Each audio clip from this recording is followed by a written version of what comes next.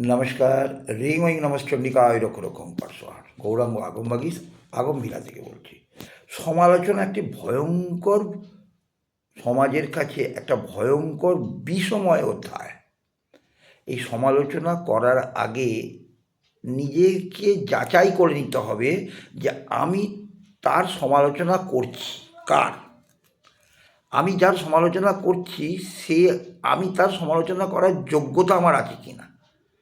তো সমালোচক সবাই হতে পারে, কিন্তু সমালোচনা নয়।